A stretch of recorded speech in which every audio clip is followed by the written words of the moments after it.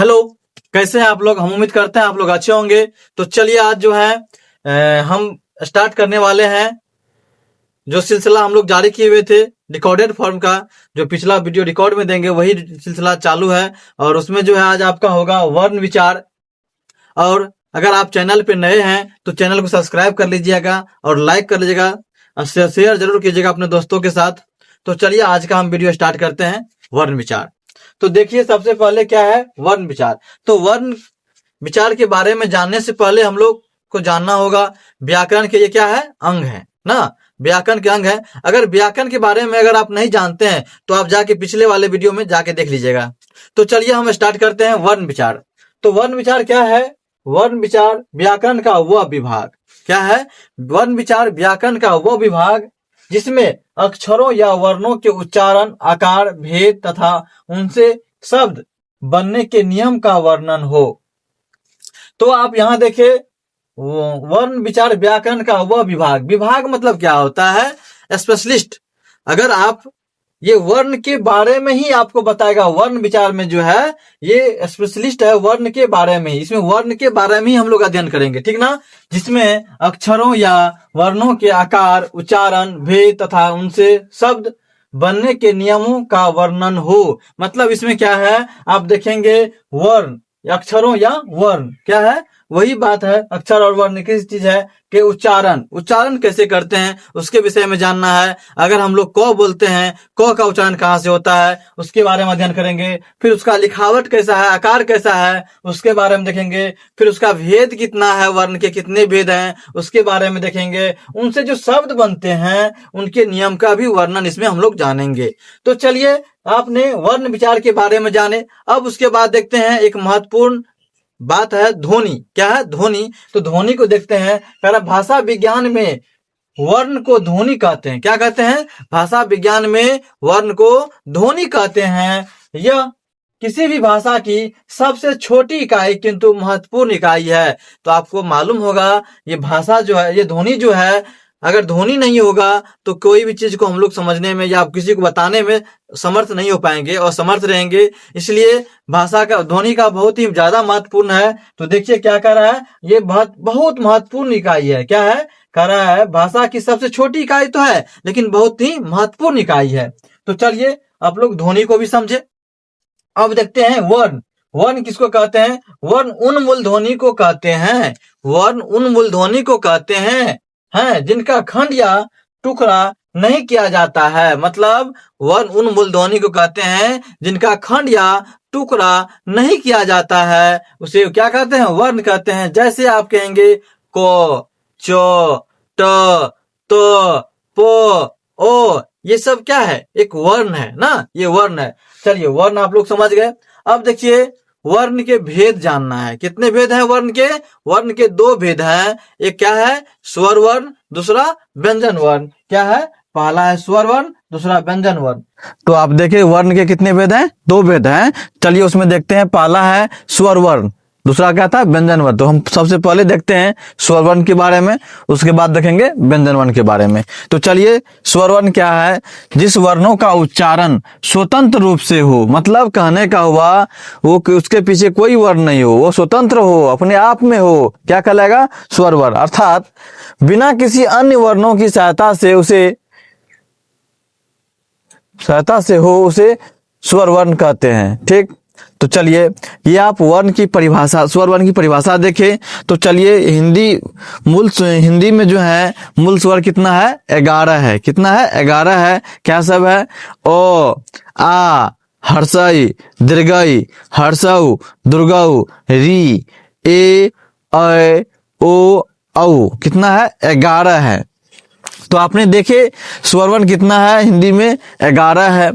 उसके बाद अब हम स्वर वर्ण के बारे में जान गए तो उसके प्रकार के भी बारे में जानना इच्छा होगा। तो देखिए स्वर वर्ण के भेद ना, स्वर वर्ण के भेद। स्वर वर्ण को निम्नलिखित 3 रूपों में विभाजित किया गया है। ठीक है, कितने रूप में? 3 रूप में विभाजित किया गया है। और पहला है आपका उच्चारण प्रयत्न के आधार पे, दूसरा है उच्चारण स्थान के आधार पर और तीसरा है जाति के आधार पे। तो हम लोग इस तीनों प्रकार को बारी बारी से इसका अध्ययन करेंगे हम लोग। ठीक, तो चलिए सबसे पहला है उच्चारण प्रयत्न की दृष्टि से स्वर वर्ण के कितने भेद हैं? 4 भेद हैं। कितने भेद हैं? 4 भेद हैं। अब पहला हो गया आपका ह्रस्व स्वर, दूसरा हो गया दीर्घ स्वर, तीसरा हो गया संयुक्त स्वर और चौथा हो गया प्लुत स्वर। तो हम लोग देखे अभी स्वर के परिभाषा देखे, कितने स्वर हिंदी में उसको देखे, उसके बाद स्वर वर्ण के भेद देखे। स्वर वर्ण को मुख्यतः तीन रूप में विभाजित किया गया है। उसके बाद हम देखे पहला था उच्चारण प्रयत्न के आधार पे, दूसरा है उच्चारण स्थान के आधार पे, तीसरा है जाति के आधार पे। उसके बाद देखे हम लोग उच्चारण प्रयत्न की दृष्टि से स्वर वर्ण के 4 भेद है। पहला ह्रस्व स्वर, दूसरा दीर्घ स्वर, तीसरा प्लुत स्वर, संयुक्त स्वर और चौथा प्लुत स्वर। तो हम लोग देखे उच्चारण प्रयत्न के आधार पे स्वर वर्ण के कितने भेद थे? 4 भेद थे, ह्रस्व स्वर, दीर्घ स्वर, प्लुत स्वर और संयुक्त स्वर। तो हम लोग देखते हैं सबसे पहला ह्रस्व स्वर। ह्रस्व स्वर क्या है? ह्रस्व स्वर जिन स्वर का उच्चारण स्वतंत्र रूप से हो, मतलब कह रहा है जिन स्वर का ह्रस्व स्वर जिन स्वर का उच्चारण स्वतंत्र रूप से हो, अर्थात बिना किसी अन्य वर्ण की सहायता से हो और जिनके उच्चारण में एक मात्रा का समय लगे, उसे ह्रस्व स्वर वर्ण कहते हैं। मतलब कहने का हुआ जिसके आप जैसे बोलिएगा उसका उच्चारण कीजिएगा तो उसमें कम समय लगता हो, क्षणिक समय लगता हो, उसे क्या कहेंगे हम लोग? ह्रस्व स्वर करेंगे। जैसे देखना है आपको ओ, हर्षई, हर्षऊ और री, तो ह्रस्व स्वर की संख्या कितना हो गया? 4। कोई अगर पूछेंगे आपसे कितने हैं ह्रस्व स्वर तो क्या बताएंगे? 4। तो चलिए दूसरा है आपका दीर्घ स्वर। जब दो समान स्वर मिलकर क्या कर रहा है? जब दो समान स्वर मिलकर एक वर्ण बन जाता है और जिनके उच्चारण में 2 मात्रा का समय लगे या लगता है, उसे दीर्घ स्वर कहते हैं। आपको कहने का हुआ मतलब दीर्घ स्वर उसको कहेंगे जिनके उच्चारण में 2 मात्रा का समय लगता है, उसे क्या कहेंगे हम लोग? दीर्घ स्वर। जैसे आप देखेंगे आ, हर, दीर्घई, दुर्घऊ, ये क्या हो गया? दीर्घ स्वर। तो चलिए तो दीर्घ स्वर का कितना है? 3 है। तो हम लोग देखते हैं अगला है संयुक्त स्वर। तो यहां देखिए क्या कर रहा है? संयुक्त स्वर। जब दो असमान स्वर वर्ण मिलकर एक वर्ण बन जाता है और जिनके उच्चारण में 2 मात्राओं का समय लगता है या लगे, उसे क्या कहते हैं? संयुक्त स्वर। तो यहाँ कहने का मतलब हुआ जब 2 असमान स्वर वर्ण मिलकर क्या होता है? इसमें असमान स्वर मिलकर क्या करता है? एक वर्ण बन जाता है, उसको क्या कहते हैं हम लोग?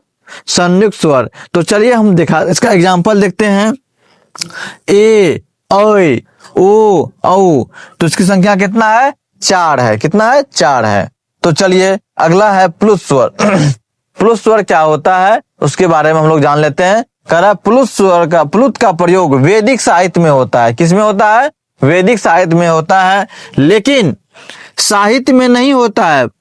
प्लुत स्वर वर्ण के उच्चारण में कितना समय? 3 मात्रा का समय लगता है। जैसे आप कहेंगे या इसका चिन्ह जो होता है 3 जो लिखते होंगे, 3 की तरह, हिंदी की 3 की तरह, तो ठीक ना। उसके बाद देखिए जैसे क्या होगा? ओम, या इसको पुकारने या चिल्लाने में इसका प्रयोग किया जाता है। जैसे आप कहेंगे हे राम, तो क्या होगा? वहां आपको प्लुत स्वर का ही प्रयोग होगा, ठीक ना। जैसे लंबा समय लगता है किसी चीज को बुलाने में या करने में, पुकारने में ना, आश्चर्य होने में, तो वहां क्या होगा? किसका प्रयोग? प्लुत स्वर का। तो हम लोग देखे बारी बारी से, यानी कि आप देखिए क्या उच्चारण प्रयत्न की दृष्टि से स्वर वर्ण के 4 भेद हैं। आप देख लिए ह्रस्व स्वर, दीर्घ स्वर, प्लुत स्वर और संयुक्त स्वर। तो इससे अगली क्लास में हम देखेंगे स्वर वर्णों के उच्चारण के आधार पे कितने भेद हैं, उसके बारे में देखेंगे। तो चलिए आपके स्क्रीन पे एक वीडियो आ रही होगी, उसको आप लोग जरूर देखिएगा। और अगर आपको अच्छा लगे तो चैनल को सब्सक्राइब कर लीजिएगा और लाइक कर दीजिएगा और दोस्तों के साथ शेयर भी कर दीजिएगा। तब तक के लिए राधे राधे, धन्यवाद।